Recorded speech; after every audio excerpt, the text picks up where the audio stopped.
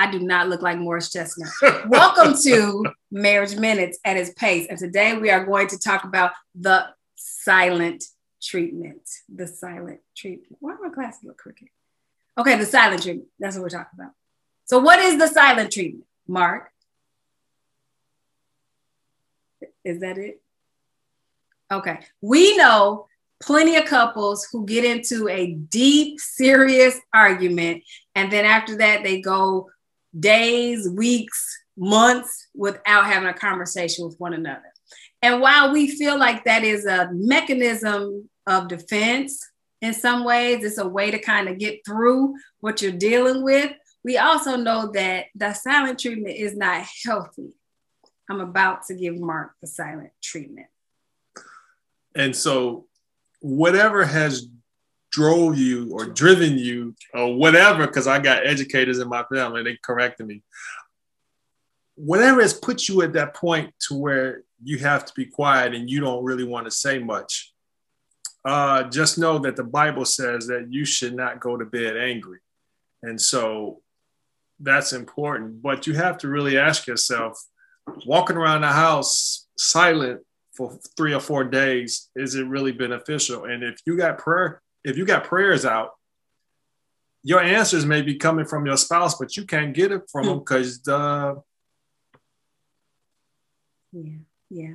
So I know that some silence, taking a time out for a certain amount of time, is a good thing. So if you all have an argument and you are getting heated and you just can't seem to resolve it, it is wise to take 20 minutes, 30 minutes for you all to cool off or to cool down. But it is never okay to allow that to extend upon, listen, it is too much going on in 2021 for me to have my husband leave this house and know that he may not return and we are on bad terms. So for me, we may have an argument and may have a spat and may be silent for a minute, but really our goal in our relationship most of the time is to see who can get back into a conversation the fastest. Like that's where we are now, because life is just too short and too many minutes are too critical in our time right now to just say that I'm going to spend it not being in connection and communion with him.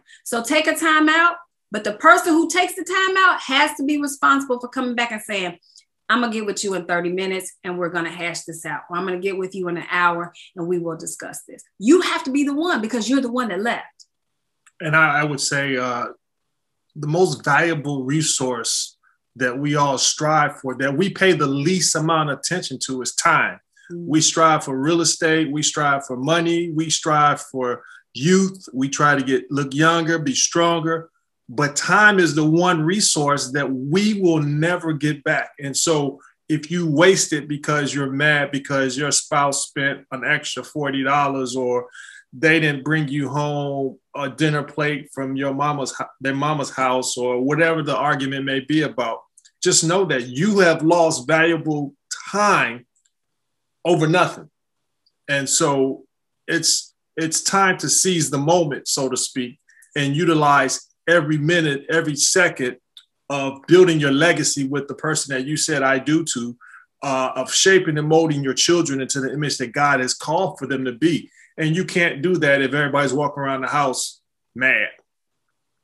That's good. You won. I don't have anything else to say other than I don't like that my glasses are crooked. So lean your head this way. We're about to experience the silent treatment lean your head this way. minutes. Lean my head this way. Other way. This way? Yeah, not as straight.